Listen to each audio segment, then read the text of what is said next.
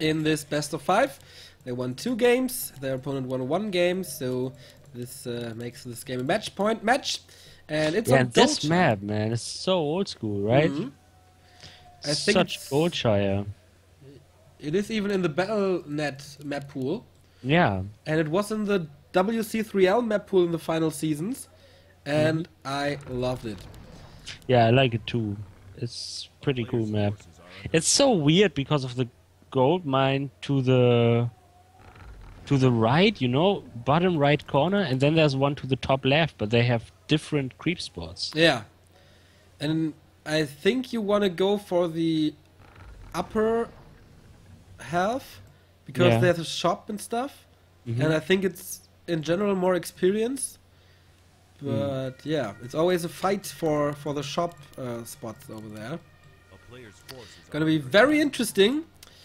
Maybe time for an expansion in this game, since it's very close by. It's a bit hard to creep though, but yeah, let's see.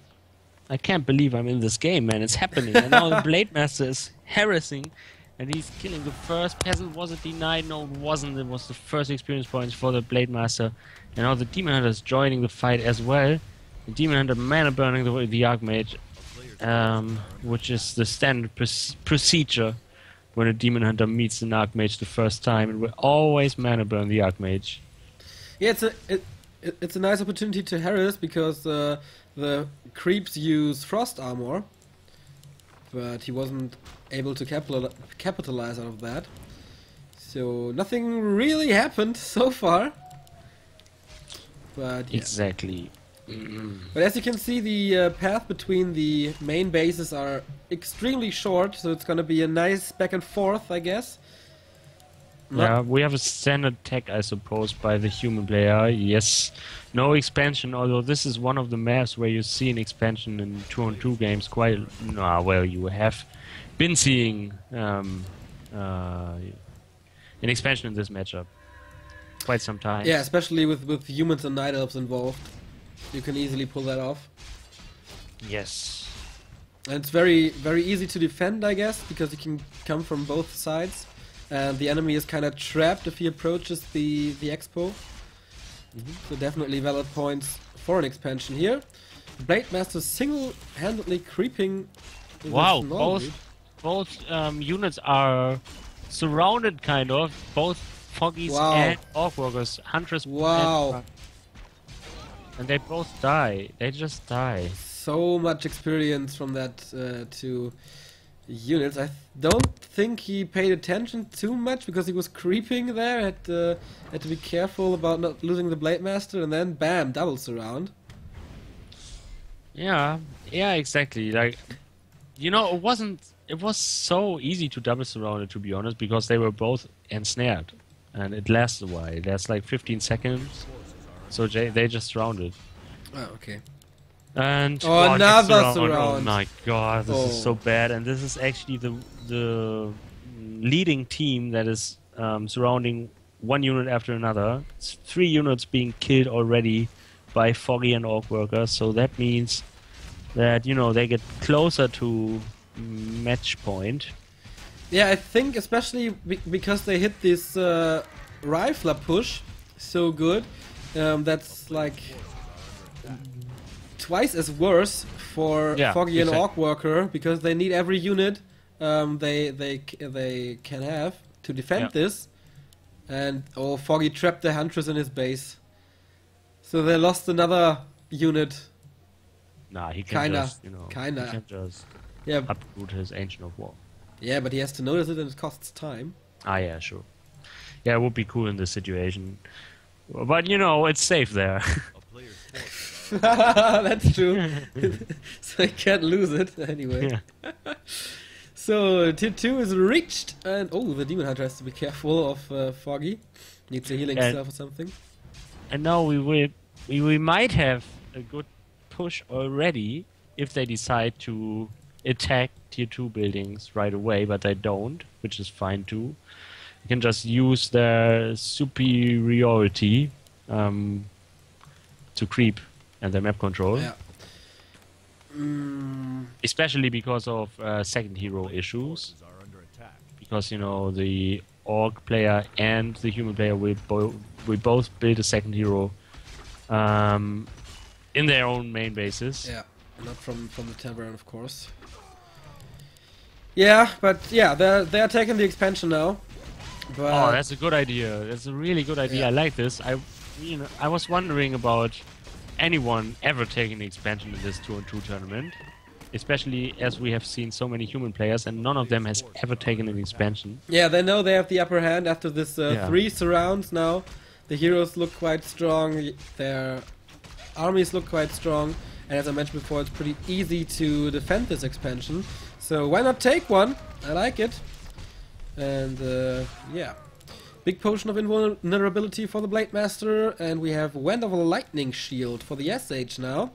Is there a Mountain King? No, still in production. Now he joins the battlefield.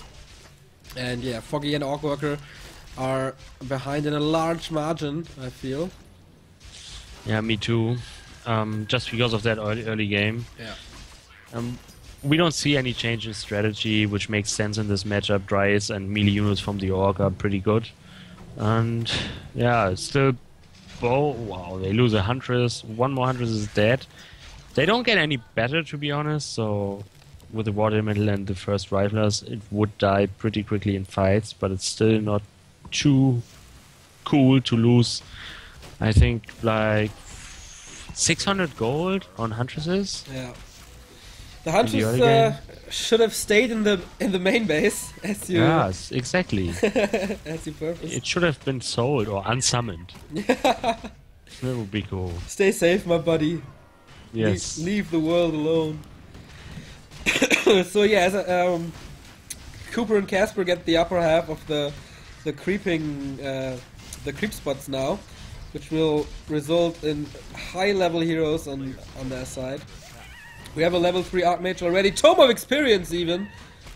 Lionheart of Stormwind in addition to that, the Shadow Hunter level 2.5, and the Blade Master almost level 3. I feel like the best bet that Foggy and Orcworker could have would be like some Zeppelin big upset harassment stuff or something in some main base and stuff and counter expand, which they actually do now. So Foggy's setting up his own expansion. I guess this is the right choice because they will not be able to win an upright fight, I guess. Yeah. But I don't know if they can afford leaving their bases alone with the Zeppelin fancy stuff. Yeah, true. And it's another, I don't know, 300 gold or something? That they Yeah, have 275. Yeah, something like that. Of course, it's expensive, but I feel like they are behind already so much that they have to try out something creative. Yeah, but true. maybe I'm wrong. Maybe those full units don't seal the deal as much as we think. Because supply-wise, they are pretty close. Shadowhunter of Orcworker is level 3 already. And Oh, there here's is a Zeppelin Harris yeah. actually on the other side. Exactly, as you mentioned before, but not from Foggy and Orcworker, but from Cooper, and he killed the Entangled Gold Mine, which will be back in the sack, but still, he steals some mining time, and that's always There's good. And there's another attack from the ally Caspend. Is it the right Caspend? Yeah, I call him Casper now. It's easier. Okay, Casper. So there's a one-on-one going on, Orc versus Human. Yeah, he forced the TP, will use his own TP, losing one Rifleman. And he's still under 50 supply, and I think this killing of the Entangled Gold Mine is pretty important, because now, in a bit, they will just be able to go above 50 supply and produce so many units. Yeah, they have the economical upper hand anyway. Yeah, with and then the expansion. next timing window will appear. Exactly. And now, let's see how much gold that got him. 9,300. Yeah, almost 700 gold from that little drop. So it definitely paid off. And they'll lose another unit to Ensnare. Oh boy, it's gonna be so hard to win this battle. Yeah, and they have tech, like the human player already has tech their Rifleman. Which Yeah, is 2-0. 2-0 upgrades now, and there's also Kodo, which provides +3 damage as well. This is a very well prepared army. He even brings militia in now. Foggy has an engine of war up front, but it's just melting away.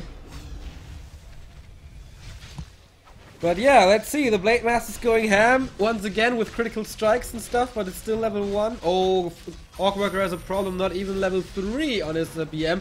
Lightning Shield used on the Blade Master, surrounded by peons, but immediately dispelled. Stormbolt on the Demon Hunter here, but nothing fancy about it. Cooper has a problem with his BM, but now Orcworker has 2 healing waves everywhere, combined with Spirit Link, of course. One of the best combinations in the game. All the heroes are back at full HP. And yeah, it feels like the Dryades don't really deal so much damage. The Riflemen are just killing them one by one, and now the next Spirit Walker is gonna fall most probably soon. But now, oh, the Blade Master Orcworker just dies. But so does the Mountain King. Level up for him though. Oh my god! How can he lag? Yeah, I don't think they can save the Mountain King though. I don't know about the Shadow Hunter to the top. But no. It would fall in a matter of the next listen. But there's only one Raider and the Grunt next to it, so this is 2 hits. Then there's the Naga, which is probably focusing it, and the Shadow Hunter on the bottom. So this should be enough to kill it within the next second after the lag, right? I think so too. But damn, this focus on the Blade Master. This went so quick. So fast. It was like Coil Nova twice or something. I think there's no Dryads left, right? Just 2 or 3 Dryads left. There's so many Riflemen still, and and the Mountain King goes down within a second. Mana burn kill. Yeah, this is really, really hard for Foggy and Orcworker to win. Yeah, at least there's not that big of a hero focus anymore. They tried to turn it around. Oh, Foggy's Demon Hunter. This hero focus is just so huge with all the Riflemen, with the Blade Master, with End Snare, everything. They can't do shit about it. GG, congratulations, and we have a winner of the Zodiac 2-on-2 Cup. 3-1 in the finals. Cooper and Casper, congratulations from our side as well. And after 5 hours of the tournaments, we have a winner. We have 2 people who are $200 richer. And yeah, it's been amazing to see 2-on-2 again. Yeah, it was pretty cool. And before you shut down the streams, guys, we will have